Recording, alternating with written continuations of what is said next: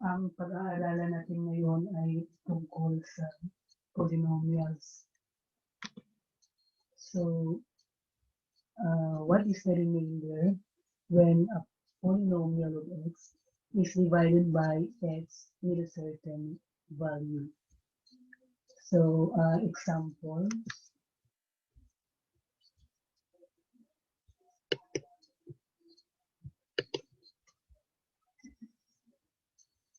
So, ang polynomial natin,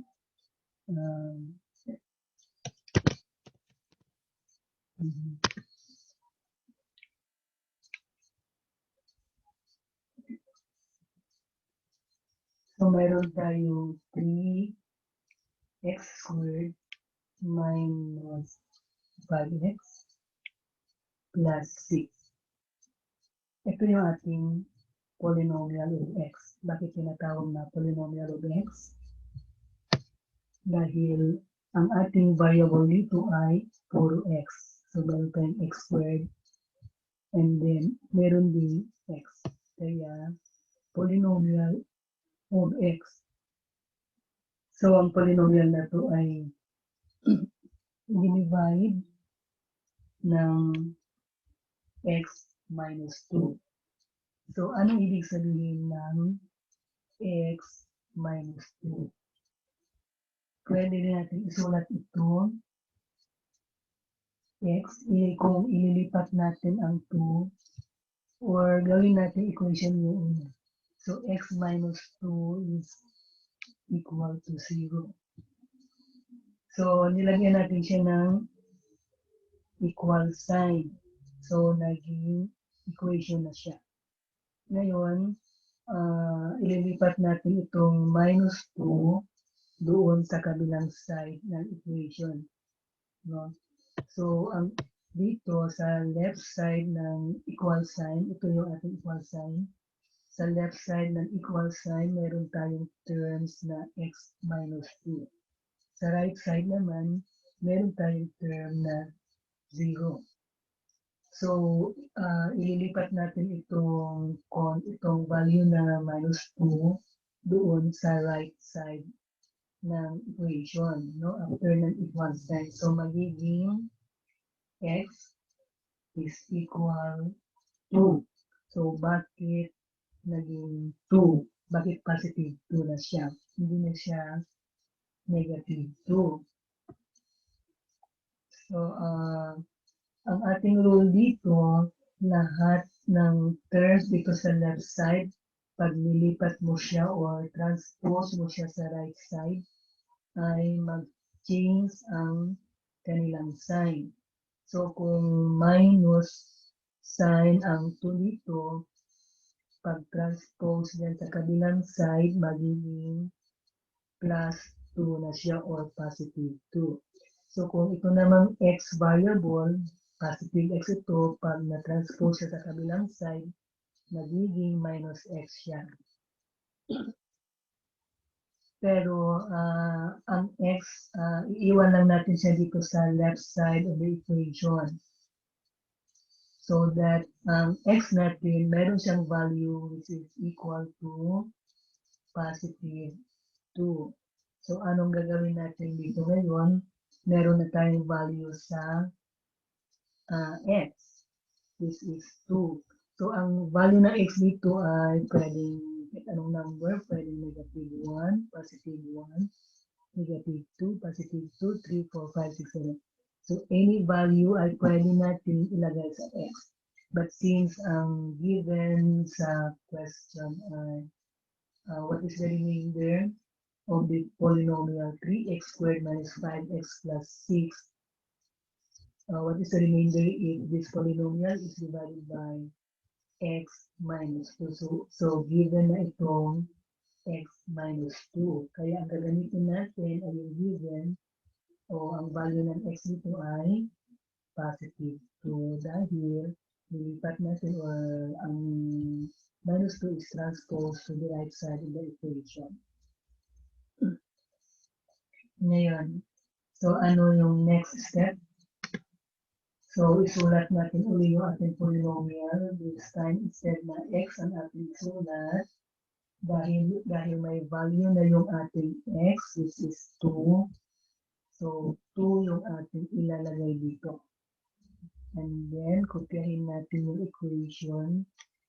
So, instead na x ang ating ilagay, i-substitute natin yung value ng x, which is 2. So, ito kanina ay 3x squared, magiging 3 times 2 raised to the power of 2 ng ito. So, ito kanina yung x, which is 2, raised to the power of 2. And then, mayroon tayong minus 5x. So, instead na x ang isulat natin, yung value ng x na 2. Yan. Plus 6. O, yan na. So, kung titingnan natin yung equation kanina sa polynomial, ang polynomial of x natin is equal to 3x squared minus 5x plus 6. So, ang ginawa natin kanina, itong x ay, instead na x ang nilagay natin, nilagay natin yung value ng x, which is positive 2. So, 3 times 2 squared. So, ito na. 3 times 2 squared. So, ang square dito ay yung x lang, yung 2 lang. Ito naman, ang next term is minus 5x. So, instead na x, minus 5 times 2. So, ito na yung x kanina, yung 2. And then, plus 6. So, we have plus 6. So, ito na yung ating polynomial with x value equal to 2. So, ano na ngayon? 3 times 2 times 2. Ito, 2 squared is equal to 2 times 2 or 4. Minus 5 times 2 is 10. And then plus 6. So, multiply natin 3 times 4 is 12. Kopyahin natin ang minus 10 and then plus 6. So, 12 minus 10 is positive 2. Plus 6 is positive 8. So, hindi na natin kailangan isulat ang plus sign dito. Kapag walang plus sign dito, this is positive x. So, ang remainder natin, ito na yung ating remainder. Positive 8. So, ito na yung ating answer.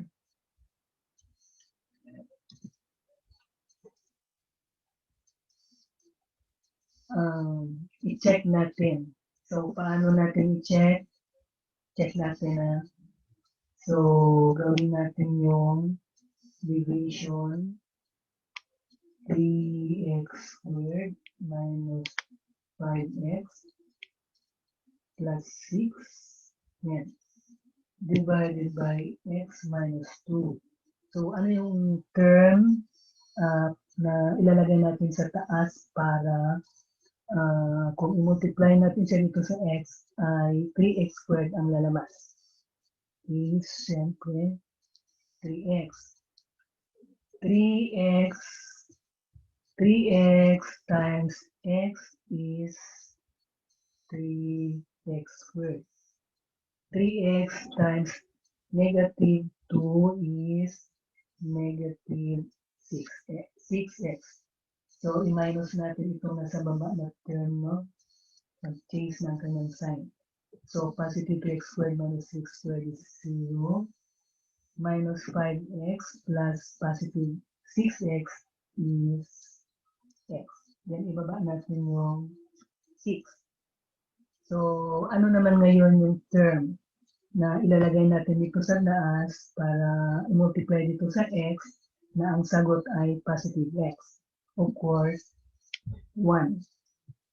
So, 1 times x is positive x. And 1 times negative 2 is negative 2. So, kung i-minus natin ito, i-change natin yung sign sa baba, no? Lahat ng sign sa baba magiging ito, magiging positive na ang 2, and then ang x ay magiging minus x. So, plus x minus x is 0, and then plus 6 plus 2 is plus 8. So, ito yung remainder. So, tama yung ating sagot, no? Ang remainder is positive 8. Okay?